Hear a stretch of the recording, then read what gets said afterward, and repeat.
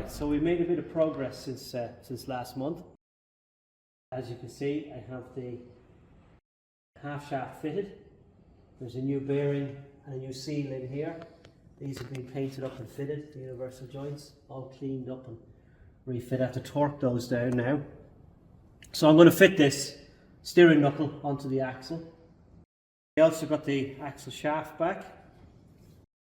Stephen, our machinist, has re-sleeved this and put a nice surface on it for the seal to make a good contact with.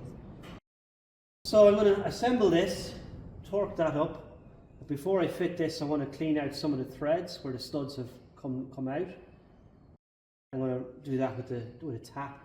I'll probably do this one with a wire brush because I don't have a tap big enough for that. So I wedge this here. I'm going to torque these up now. So these are 1/2 inch bolts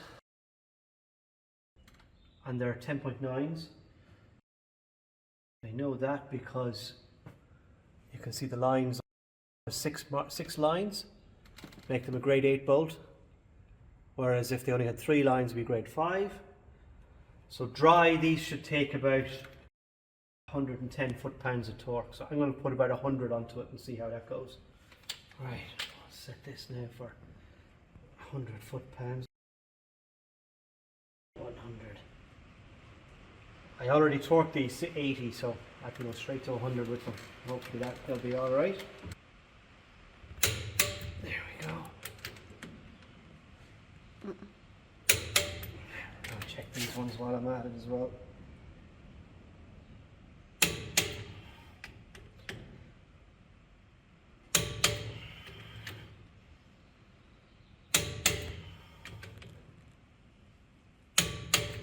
Happy with that. Then I'll just flip this around and do the other two. Other two on this side.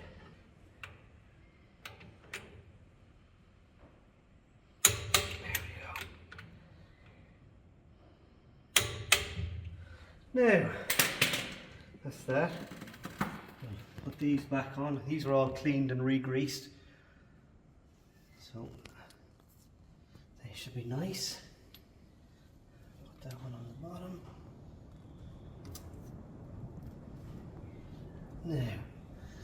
Now, let's see if we can fit the shaft. These are going to be awkward to torque.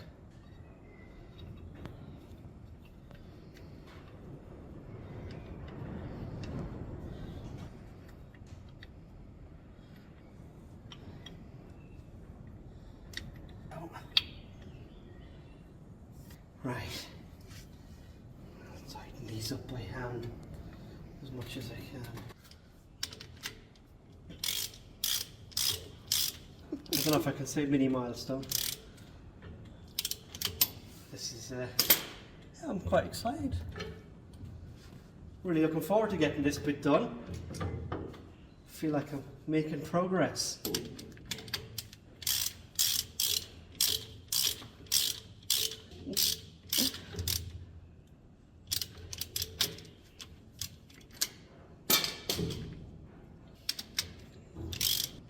What I need to do is wedge it. You see the gap closing. Do the other side.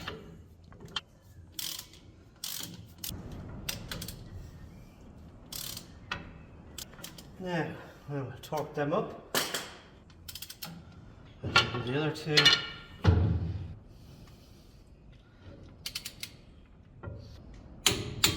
There we go. That's that bit done. Okay, this is the steering knuckle for the left-hand side. Refurbished this, painted it all up. New seals inside here and a new bush. And the shaft we just fitted there, that'll slot down into here. Well, there's just a couple of things I want to do with this before we fit it. I got paint inside these holes here, so I want to clean those out. There's 4 there and this one down here. These 2 aren't in use, so I'm not worried about those. So I don't have a tap big enough to do this. So I'm going to use the wire brush on the end of my drill to clean this one out. That should be fine. Paint will probably only be on the top few threads anyway. Yeah. I'm going to use a tap, 5/8 tap, U and F. They're stopped holes, so I should use a finishing tap, which is not tapered like this one is. Unfortunately, I don't have one, so I'm going to have to use this. But like I said, the paint should only be up on the top edge of the threads anyway, so this should clean it fine. So I'll put a bit of cutting oil in there, and a wee bit on here, and make lots of mess. I'm not cutting the thread, so it's not as important. I'm really just cleaning it. We're just going down into the thread. I know I've got paint. I have primer on the studs. You see that I've got them on all the bolts. I find that doesn't make much difference threading it in. It's so thin. The paint layer is so thin it doesn't make any difference, and it does give a bit of protection, especially leaving it there for a while. It could be a month or 2 months before I get back to it. I don't want them turning. I know there are other ways you can, you know, stop corrosion on bolts and hardware and stuff like that, but that's what I do anyway. One thing when you're using a tap like that is not to cross thread it, because that'll just destroy it. Make lots of mess. They're quite deep holes anyway. There you can see it's taken the paint off it anyway. There, that's that done. I'm going to take this grease nipple off for two reasons. One, I want to put the jack under it here to take the weight when I'm fitting it, and the other one is that's probably all blocked up, so I'm going to put a new one on there. Right, I'll take this off. So the bearing has already been cleaned. It might actually even not be too bad. Might be able to clean that up and use it again. Anyway, I want to take it off so I can put the jack under. Now, no, that's the bottom. That's the top. I want to feed that shaft into this with a cloth actually and clean that there. A bit of oil on that wouldn't go straight. A bit of grease actually would be better. Usually you put oil on seals and things like that when you're assembling stuff, so that when it starts up it's not going to run dry. However, because it'll be a while before we start this vehicle and it moves, I'm going to put grease on it. The grease will stay on it longer, the oil will drain off and dry up over time. So I'm going to smear a bit of grease on the seal and on the shaft there, and hopefully that'll be nice and lubricated when we go to drive it. Then we won't destroy seals.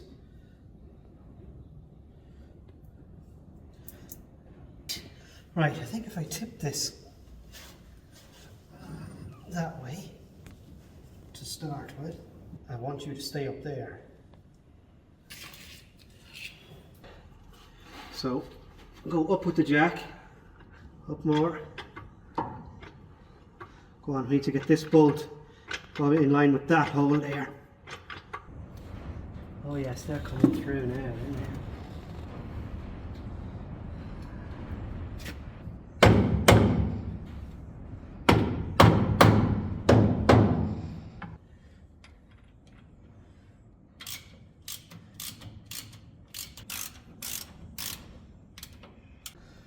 So, yeah, that was a job and a half.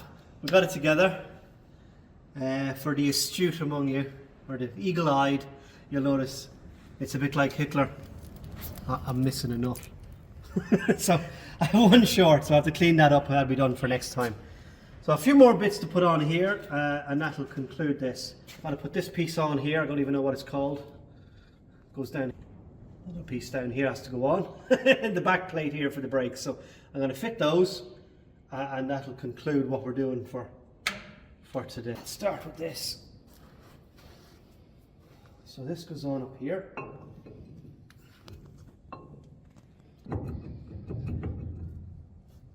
I'm about to do the same thing that I did with the other one.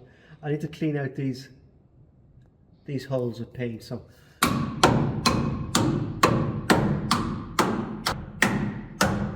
oh, it's a tight fit as well. So that has to go on there.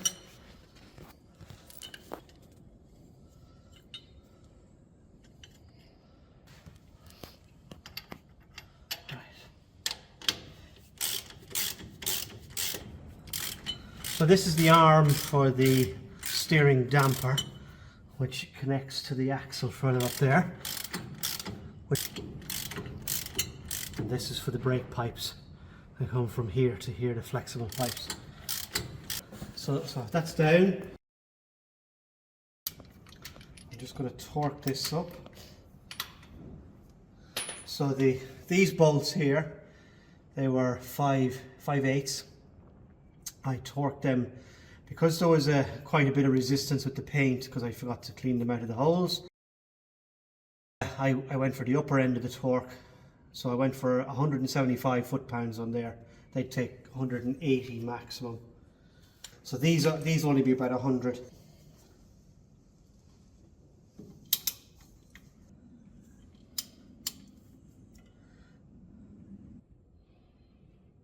Okay, not going to pull it any more than that. It's almost at 100, so I'm happy enough with that. The next piece will be the bottom strut, which is for the link arm that goes across to the other side. Fitting this arm here now.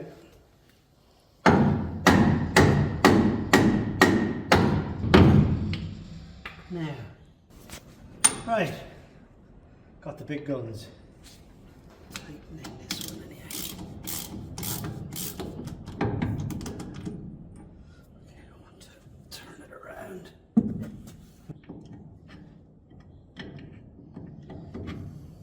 For a minute. Right, that's the arm in place.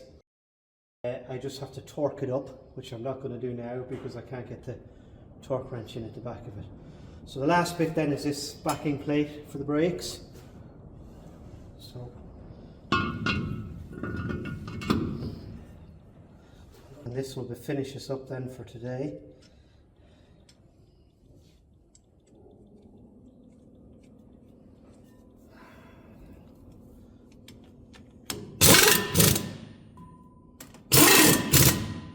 Now, we'll just check the torque on that. Go with 100 foot-pounds again. Just go around them first. I didn't want to sew them down with a windy gun, just in case it over-torqued them, which is very easy to do.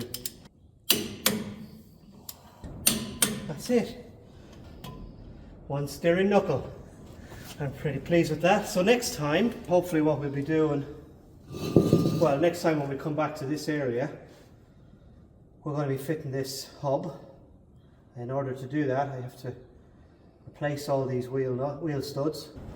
Bright Spark thought it was a great idea to weld the wheels to the hubs. So anyway, we have to replace all of those.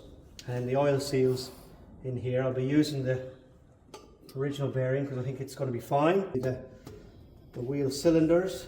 But yeah, that's it. That's all I have time for this time, so I'll catch you next month.